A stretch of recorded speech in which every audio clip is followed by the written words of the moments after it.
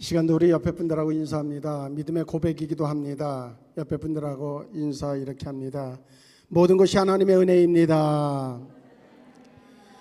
가치 있는 삶을 삽시다. 은혜를 고백함이 복입니다. 올 한 해 우리의 마음속에 새겨져야 될 그러한 인사말임과 동시에 하나님이 주신 그러한 하나님의 명령인 줄로 믿습니다. 누군가 보내준 글이에요. 오늘도 그 글에 보면 우리가 이미 알고 있는 내용이기도 해요. 근데 의미가 있어서 다시 한번 소개한다고 하면, 두 나무꾼 친구가 있어요. 이제 함께 나무를 하러 가가지고 둘 다 마음속에 오늘 참 내가 계획한 만큼 많은 그런 양의 나무를 해서 가져와야 가족들이 편안하게 밥도 짓고 또 따스한 방에서 잠도 자고 그러겠다 생각이 되어져서, 나무를 하러 가는 사람들의 공통적인 생각은 좀 많이 가져오고 싶은 마음이 있을 거예요. 그런데 두 친구가 되면, 혼자가 아닌 둘이 되면 그 중에 누군가는 이런 생각을 합니다. 내가 저 친구보다는 많이 가져와야지, 많이 해야지, 그런 생각을 해요. 그 생각이 잘못됐느냐?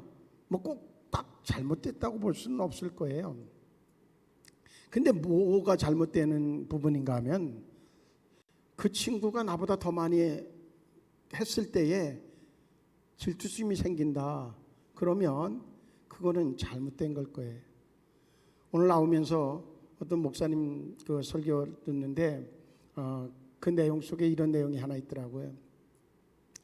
불행이라고 하는 신이 있는데, 불행이라고 하는 신이 사는 집에 그 부인은 어떤 사람인가, 그리고 가서 봤더니 시기라고 하는 신의 부인이 같이 집에서 살고 있다는 거예요. 결국 시기라고 하는 것이 불행으로, 불행과 시기는 쌍을 이룬다고 하는 의미로 얘기를 하셔요. 옳다, 그런 생각이 들어요. 우리의 마음속에 정말로 잘하려고 하는 생각은 누구나 다 가져야 되는 공통적인 생각이어야 되고, 그런데 누구보다라고 하는 생각은 그때부터는 위험이 있다고 하는 것, 우리는 삶에서 많이 경험했을 거예요. 한 친구가 그런 생각을 하는 거예요. 저 친구보다는 내가. 그러고 가서 그러려고 하니까 어때요? 저 친구보다 많이 가져야 되니까 쉬지도 않고 그냥 계속 나무를 이제 하는 거예요. 장작을 만들어 대는 거예요. 근데 한 친구는 뭐 조금 하다가 잠시 쉬고, 또 한 친구 저기 조금 하다가 또 쉬고 그래요. 야, 저 친구는 다행이다. 저 친구보다는 내가 월등하게 많이 할 수 있는 기회가 됐다. 그렇게 생각을 하면서 땀을 뻘뻘 흘려가면서 쉬지도 않고 열심히 해요. 이제 시간이 돼서 내려올 시간이 됐어요. 야, 이제 가자. 그러고선 이야기를 하고 서로 자기들이 한 장작더미를 다 모아놓고 그러고서 내려갈 준비를 해요. 그런데 결과는 묘한 거예요. 그렇게 쉬지도 않고 열심히 한 친구 거보다 쉬엄쉬엄한 그 친구께 더 많더라는 거죠. 이 친구는 순간적으로 불만이 생겨져요. 야, 어떻게 이럴 수 있냐? 나는 쉬지도 않고 일했다. 땀을 뻘뻘 흘려가면서 있는 힘을 다해서 했는데 어떻게 너는 쉬면서 했는데 나보다 더 많은 장작을 만들 수 있었느냐? 뭔가 그 결과를 가지고 그의 마음속에 오히려 뭔가 이상한 것이 있지 않았는가 하는 의혹의 눈초리를 보내죠. 그때 그 친구가 이렇게 얘기합니다. 나는 50분 일하고 10분 쉬면서 그 시간에 그 도끼날을 갈았다. 도끼날을 가는 시간을 10분 동안 쉬면서 가졌다는 거죠. 그리고 날선 도끼를 가지고 또 나무를 자르니 잘 잘릴 수밖에 없고, 그러니 장작이 더 많아질 수밖에 없다 하는 이야기를 해요. 우리는 모든 매사에 열심히 하면, 그러면 저 사람보다 나을 거라고 하는 생각에 사로잡힌 것이 현대인들의 어찌 보면 아주 질병 중에 큰 질병이죠. 물론 MZ세대는 달라요. 그들은 쉴 거 다 쉬어야 되고, 그런데 문제는 뭔가 하면 자기 중심적이 되어져서 그래서 다른 사람들의 모든 것들이 자기에게 맞춰져야 된다고 하는 생각에 맹점이 있지만, 어쨌든 자기들이 쉬어야 되는 시간만큼은 전혀 침해받지 않으려고 하는 그런 생각을 가지고 어떻게 하면 자기들에게 주어진 시간들을 가장 효과 있게 쓸까 하는 것에 초점이 맞춘 부분은 잘 돼 있지만, 그러나 그것이 이기주의적인 생각으로, 개인적인 생각으로 바뀌어지고 있는 것은 위험성이 있다고 여겨져요. 분명한 것은 우리에게 있어서 바쁘다고 하는 그 바쁠 망자, 한자를 어느 분이 풀었어요. 바쁠 망자, 그것은 조급하다, 겨를이 없다, 뭐 그런 의미를 가지고 있다는 거죠.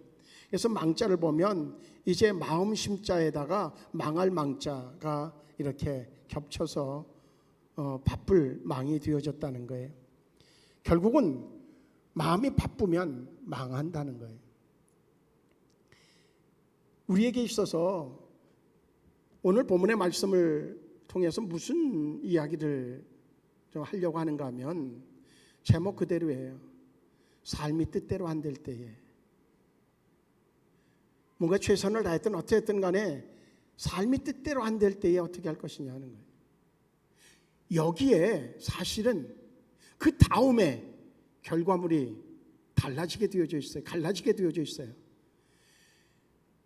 누구를 붙잡고 물어봐도요, 당신 뜻대로 되어진 것이 몇 프로나 되겠습니까? 라고 얘기하면 50% 넘는 사람들이 쉽지 않아요. 대부분의 사람들은 자기가 계획한 대로 되어지지 않는다고 이야기할 가능성이 높아요. 저에게 묻는다고 해도 역시. 근데 저는 한 가지 피해가는 길이 있어요. 내 뜻대로 되어지진 않습니다. 그런데 주님 뜻대로 되어질 줄로 나는 믿습니다. 그런 거죠. 주님 뜻대로. 제가 이번 주에 읽은 책도 제목이 똑같아요. 삶이 뜻대로 안 될 때. 카일 아이들먼이라고 하는 분이 있었는데, 이 책은, 이 분의 이름은 우리가 기억하는 분이 있을 수 있어요. 그분이 쓴 책이 팬인가 제자인가, 그 책을 제가 소개한 적이 있죠. 팬인가 제자인가. 그 저자가 바로 삶이 뜻대로 안 될 때라고 하는 책도 썼어요. 낙심, 피로, 분노, 불안, 이것을 끊는 비결이 뭐냐 하는 것을 성경을 통해서 이제 설명해 주고 있어요. 더는 내 방식이 통하지 않을 때 어떻게 할 것이냐는 거죠. 근데 그는 부제를 하나 붙였어요. 이 시대 그리스도인이 잃어버리고 있는 신앙의 근본이 있다는 거죠. 그리스도인들이 잊어버리고 있는 신앙의 근본, 그것을 어디에서 찾고 있는가 하면 요한복음 15장을 통해서 그것을 비결을 찾고 있어요. 뭐냐면 요한복음 15장은 뭐예요? 포도나무의 비유인 거예요. 포도나무의 비유의 핵심은 어디에 있어요? 주님은 포도나무고 우리는 뭐라고요? 가지라는 거죠. 그러니까 가지의 열매는 어디에 맺혀져요? 가지에 맺혀져요. 열매는 가지에 맺혀지는데, 그런데 이 가지 자체로 열매를 맺을 수는 절대 없어요. 불가능한 일이에요. 가지에 열매가 맺혀지는 절대적인 비결은 줄기에 붙어 있을 때에 그 줄기를 통해서 공급되어지는 영양분과 수분이 그 가지에 전달되어지고 그리고 생명력이 전달되어져서 결국은 가지의 열매가 맺혀지게 돼 있어요. 꽃도 열매도. 이 원리로 보고 있는 거예요. 뭔가 내 뜻대로 안 돼. 삶이 뜻대로 되어지지 않아요. 왜 그럴까? 더 열심히 하려고 막 더 잠도 줄이고 막 골똘하게 해보지만 더 꼬일 때가 많아요. 왜 그러냐는 거죠. 그때 우리가 멈춰서서 생각해야 될 것이 있다는 거예요. 나는 줄기에 붙어있는 가지인가 하는 거죠. 나는 줄기에 붙어있는 가지인가. 거기서 떨어지면 세상 없어요. 안 돼요. 되면 이상한 거예요. 되면은 그건 분명히 그 사람은 진정으로 인생의 파멸로 가는 길을 선택한 것이 되어질 거예요. 그리스도인들이 이 시대를 살아가면서 잊어버리고 있는 것이, 점점 희미해지고 있는 것이 있어요. 왜 그래요?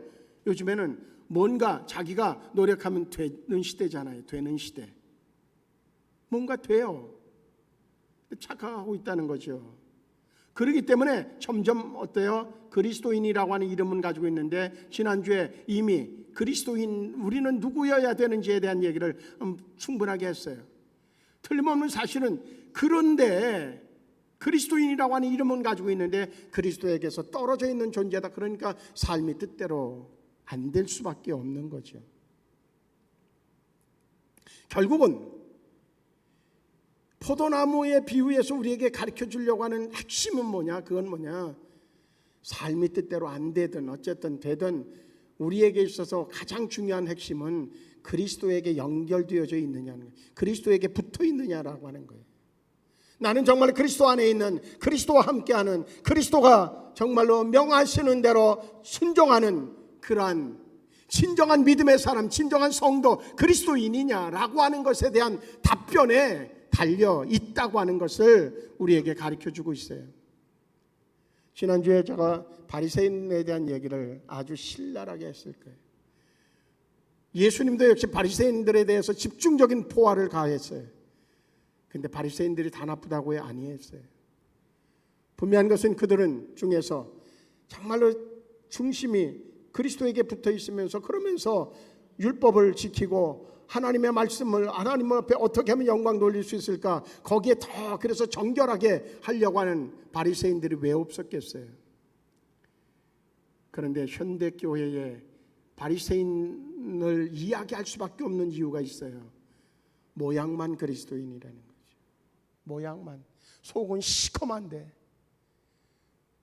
속은 자기 생각으로, 자기 욕심으로 그저 세상 사람보다도 더 비양심적인데, 그런데 외모는 내가 집사입니다, 권사입니다, 장로입니다 그러고 있으니 바리새인의 얘기를 할 수밖에 없는 거죠. 목사면 뭐하냐고요? 속은 시커먼데. 어제도 우리 지방회가 있었어요. 지방회가 있어서 지방회를 이제 마치고 식사를 하고 커피를 마시면서 목사님들하고 이제 이야기하다 보니까 자연스러워요. 이렇게 목사님들하고 모여도요, 나이대별로 모여. 이렇게 나이대별로. 근데 나이대별로 모였다는 얘기는 뭐예요? 은퇴가 얼마 안 남았다는 얘기예요. 얘기하다 보니까 은퇴 후에 어떻게 하지? 뭐 준비된 거 있어요? 뭐 저한테 물어봐요. 제가 준비된 게 뭐 있어요? 하나도 없어요. 하나도. 뭐 조금도 없어요. 그러다 보니까 이제 어떻게 하냐고 그래요. 그래서 이제 뭐 그런저런 얘기를 하고선 돌아와서 사무실에서 앉아서 이렇게 있는데 무슨 생각이 드는가 하면, 야, 너 목사 맞냐? 하나님이 하신다며. 너 설교 그렇게 하면서 너 뭐 하고 왔냐 지금?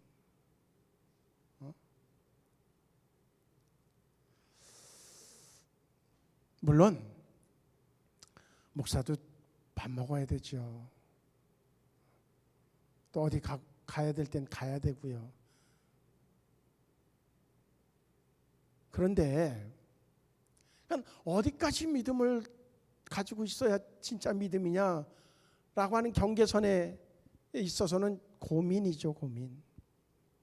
근데 한 가지 명확한 것은 있다고 하는 거예요. 내가 정말 주님 안에서 거해서 가지가 줄기에 붙어 있다고 하는 얘기는 뭐예요? 거기서부터 주시는 그런 양분, 수분, 그거를 통해서 살겠다고 하는 결단인 거예요. 그래야 맞는 거예요. 그래야. 그러면서 다른 데서 수혈되어지는 걸 가지고선 뭐 꽃을 피우고 열매를 맺는다? 나무는 절대 불가능한 거예요. 그러면 그리스도인도 역시 절대 불가능해야 된다는 거죠.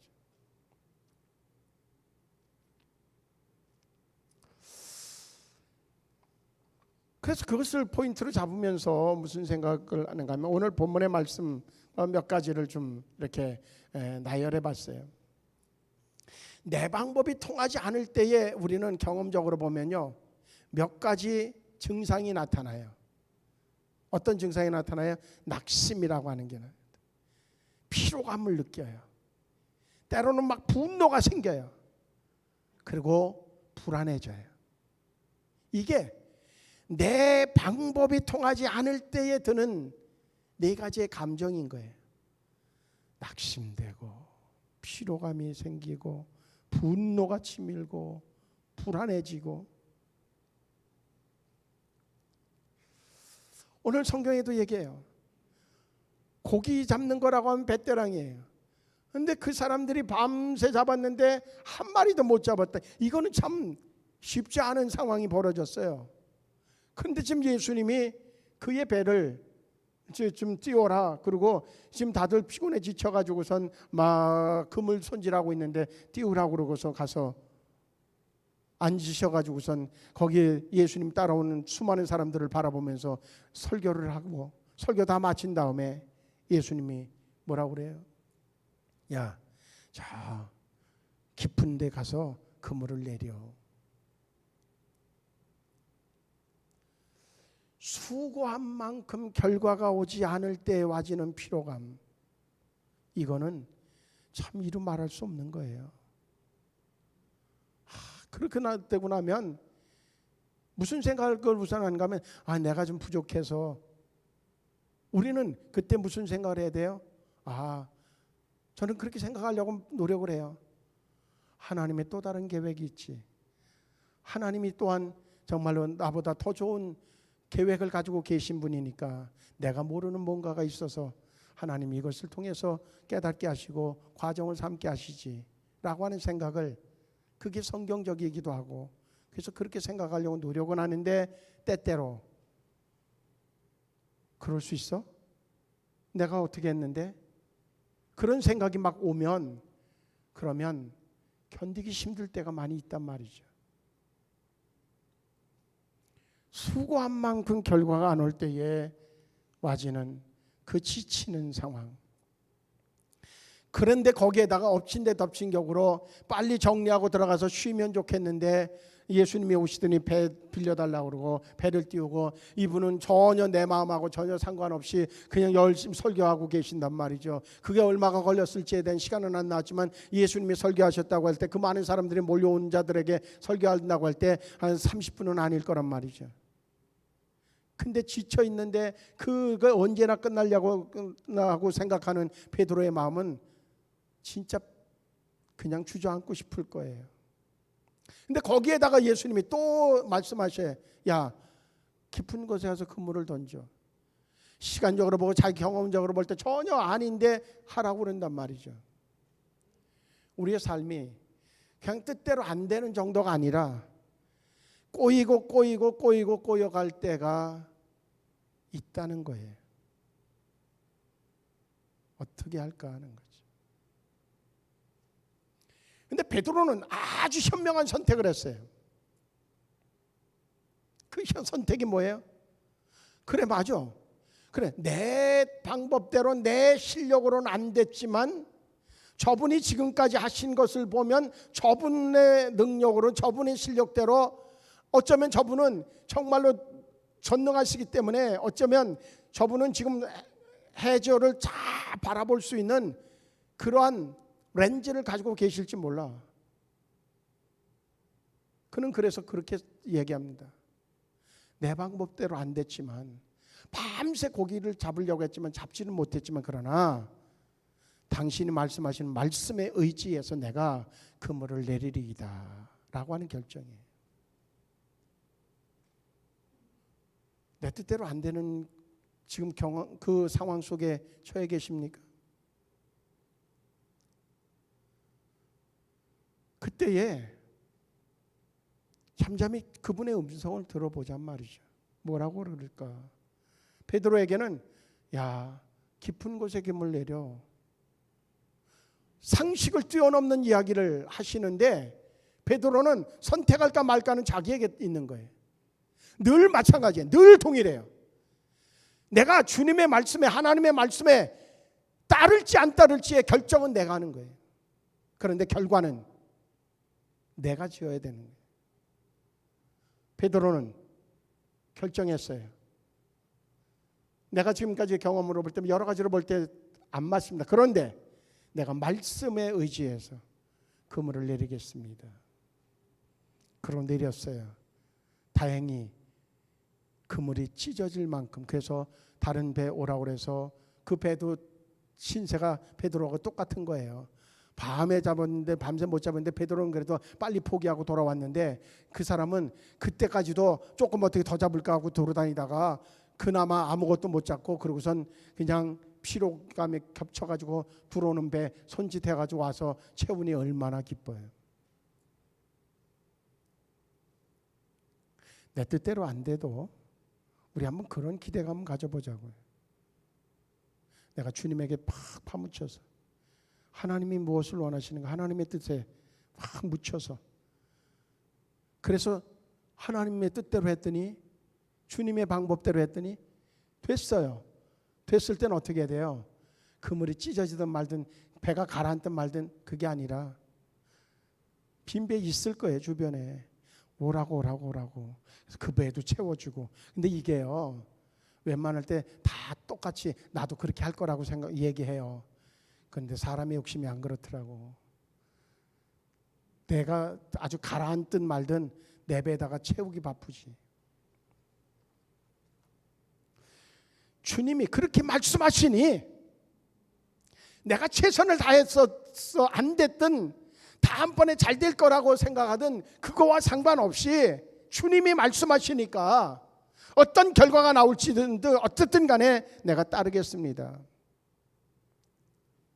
겸손하게 항복 선언이 말씀대로예요.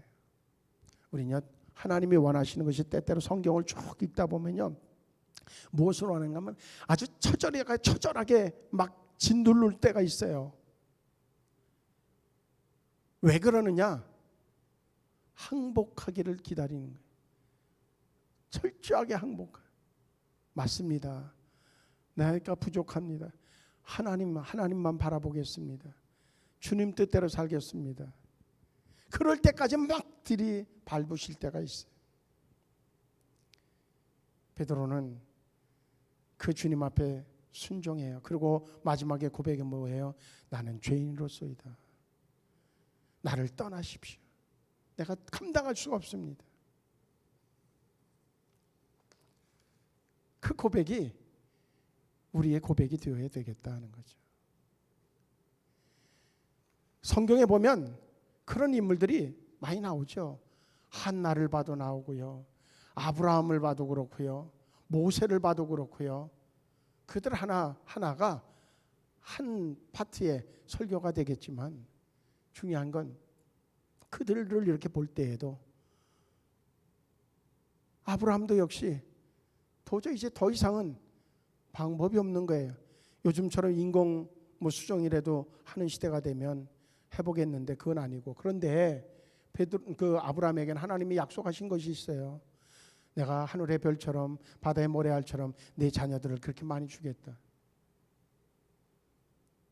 에이 뻥이네요. 이럴 수 있어요. 그런데 그는요 누구를 믿었냐? 그 약속을 믿은 것이 아니라 본질적으로 하나님을 믿은 거예요. 우리 이거 중요합니다. 이렇게 될 거야 라고 하는 그런 성경에 이렇게 된다고 그래서 그걸 믿는 사람은 실망하기 쉬워요. 그것대로 안 되면 그는 주님을 떠나요. 그런데 아브라함이 그 약속을 믿은 것이 아니라 그 하나님을 믿은 거예요. 약속하신 하나님을 믿은 거예요. 그 하나님이 어떤 분이냐라고 하는 것을 믿은 거예요. 그러니까 지금 내게 이루어지지 않아도 그 하나님은 떠나지 않은 거예요. 그 하나님을 붙잡은 거예요. 결과적으로 보면 하나님께서 그에게 약속하신 대로 이루어 주셨어요. 우리는 그 하나님을 믿어야 된단 말이에요. 그 하나님. 한나도 마찬가지거든요.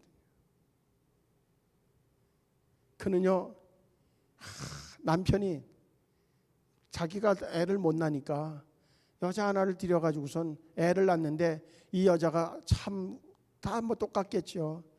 야 너는 야 애도 못 낳고 야 나는 애 낳아가지고선 이렇게 그러니까 그 애가 또 막 와갖고선 뭐라 그러겠어요. 그놈마 나 이쁘지 막 이러봐요. 얼마나 약 올르겠어요. 그는 그 문제를 가지고 어디로 가요? 성전으로 가잖아요. 하나님 앞에 가잖아요. 하나님이 주인이시라고 하는 거지. 그럴 때 그에게 하나님은 사무엘이라고 하는 정말 이스라엘 역사에서 사라지지 않는 하나님의 사람을 그에게 허락하시잖아요. 모세도 역시 마찬가지. 우리 삶이 뜻대로 안 될 때 한 가지 기억해야 되는 것은 내가 줄기에 붙어 있는가. 붙어 있는가.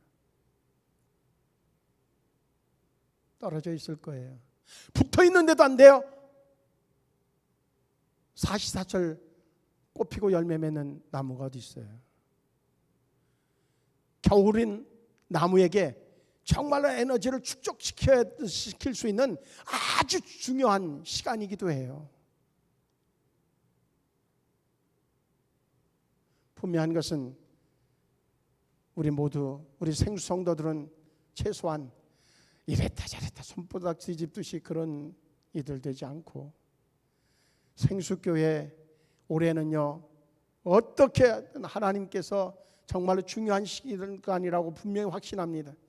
올해 어떻게 하든 간에 생수교회가 정말로 놀라운 부흥을 통하여서 생수교회를 통해서 이루고자 원하는 생수를 공급해주는 교회로 이제 다시 회복되어지는, 회복의 정도를 넘어서 부흥의 역사를 이루는, 회복되는 정도만 해도 지금은 정말로 성공했다고 얘기할 수 있지만 회복이 아니라 이제 부흥을 이루는 것을 통하여서 삶이 뜻대로 안 되어져서 포기하고 교회를 떠나고 그리고 또한 낙심하고 절망하는 사람들에게 무엇이 그들의 삶을 회복시킬 수 있는 비결인지를 전달해주고, 그래서 함께 이곳에서 또 회복되어져서 또 하나님의 영광을 드러내는 존재들로 만들어가는 교회로 회복되어지는 은혜가 우리부터 다시 돌아보는 것을 통하여서 내가 정말로 그 줄기에 붙어있는 주님 안에 거해 있는 존재인가를 점검하는 것으로부터 출발해서 올 한 해 모두가 승리하기를 주의 이름으로 축복합니다. 할렐루야. 우리 옆에 분들하고 인사합시다. 먼저는 건강해집시다. 그리고 이렇게 인사합니다. 그리고 많은 열매를 맺읍시다. 그리고 이렇게 마지막으로 인사합니다. 남들에게 퍼줍시다. 할렐루야. 그러기를 바래요. 그렇게 퍼주고 막 그러라고 그랬더니 내가 보니까 내가 보는 것만 보는 대로만 얘기하는 거예요. 정실로 집사님이 나한테 퍼줘 막 그러는 것 같아. 유다미 집사님한테 나한테 막 그러는 것 같아. 거기가 거기지 뭘. 그래. 어쨌든 하나님 앞에서 우리 모두가 건강한 성도로 새로워지는 은혜의 시간이 바로 이 시간이 된 줄로 믿습니다. 기도하시겠습니다. 좋으신 하나님, 지난 한 주간에도